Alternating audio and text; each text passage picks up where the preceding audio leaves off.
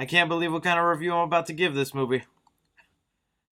I wore this shirt for a reason. Sonic the Hedgehog, the movie, follows Sonic after he's been forced to leave his home planet, live in the shadows on Earth for 10 years, until an accident caused by Sonic has him team up with a local cop, doing everything they can to stay away from Dr. Robotnik. That's all pretty much it without giving any spoilers to you guys. This is a spoiler-free review. I was in such a good mood after I saw this movie. I decided I definitely wanted to do a giveaway. You know I do giveaways for the movies I tend to really enjoy. Every time I was doing an update on the Sonic movies, you guys always complimented the Funko Pop. Here is your chance for you to win one. I have two separate. They each come with their own metallic Sonic Funko Pop and a t-shirt. If you want to enter to win one of the two, just make sure you're already subscribed. Leave a like and comment down below what you're looking forward to or what you already liked about the Sonic movie. Alright, so getting straight into the review, this movie has been a journey, man. Everything that went down from when it was announced, the leaked promotional material that Chris Pratt would be involved, to that horrible design, then they having to redesign it, then us trying to do everything we can to see what the new Sonic looked like, and now I finally got to sit down and watch it.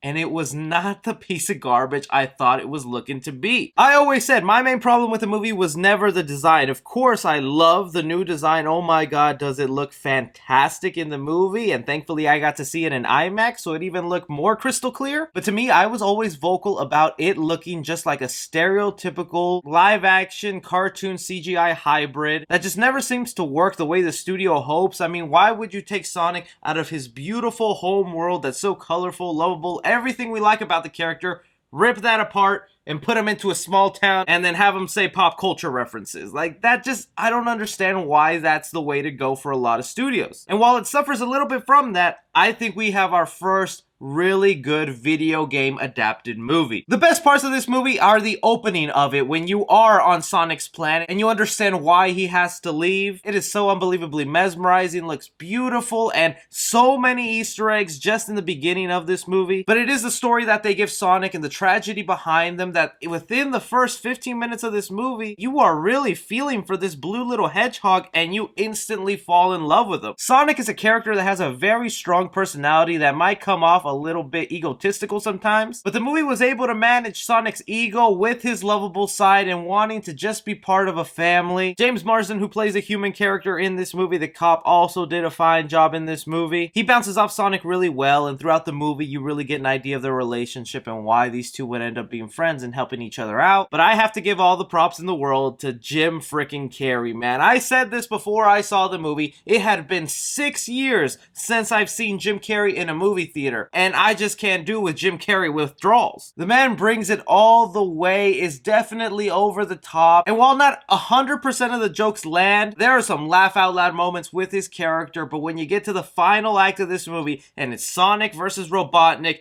you feel like you are watching the video game come to life. You're like, oh my god, these are the characters I played with as a kid, and they're having a bickering match with one another. Jeff Fowler, who's the director of this movie and was also the one to push ahead for the redesign because he really wanted to give fans what they were craving for out of the Sonic the Hedgehog movie, I now 100% understand why he went ahead and did that, other than the fan backlash, because when watching this movie, there are so many Easter eggs for die-hard fans that I'm just gonna have to make a video of every Easter egg involved in this movie, because I could not believe how much attention to detail they paid with things going on in the video games, with certain character traits of Sonic in the cartoons. If you're a die-hard Sonic the Hedgehog fan, there are gonna be so many things in this movie that is fan service to you that only point to a better future for this franchise if they get a sequel. Oh boy, they better freaking get a sequel. And I spoke a little bit about me being able to watch this in IMAX, and if you have the funds to be able to do that, I highly suggest you watch this in IMAX, because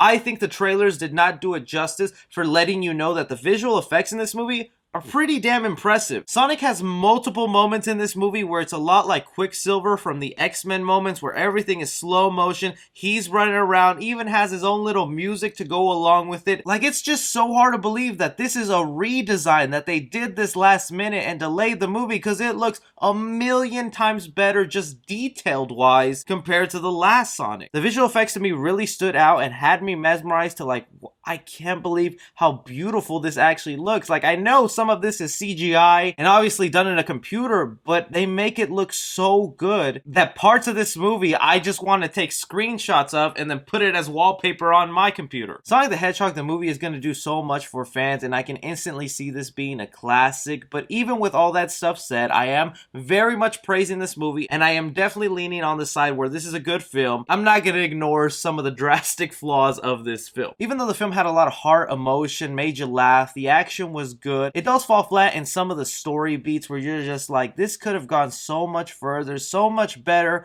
but you're really holding it back in trying to make this a formulaic CGI character comes into the real world. You also have some of that lowbrow humor here and there where it's fart jokes, where it's stuff really for the kiddies, but I mean, the kiddies are gonna enjoy this movie so much. But probably the thing that had me laughing so hard at the movie, and not even with it, is the product placement they decide to go with Sonic the Hedgehog the movie. I am talking levels of Power Rangers and Krispy Kreme being a vital moment in that film. Sonic the Hedgehog the movie does the exact same thing. There are product placements in this film that are integrated as jokes. And it doesn't happen just once or twice. It happens like 3 or 4 times, and it just takes me out of the movie because it obviously feels like a marketing team wrote it as opposed to the writers of the movie. For all I know, though, those product placements added to the movie could have been what paid for Sonic's redesign. Honestly, it's just straight up nitpicks after that, because everything else in the movie did actually work for me and had me enjoying the film. And I will say this, okay? There are 2 post-credit scenes in this movie. One happens as soon as the film's over. Most of you probably already know what it is because they used it in the trailers. But the second one had my audience cheering, clapping, yelling, people standing up.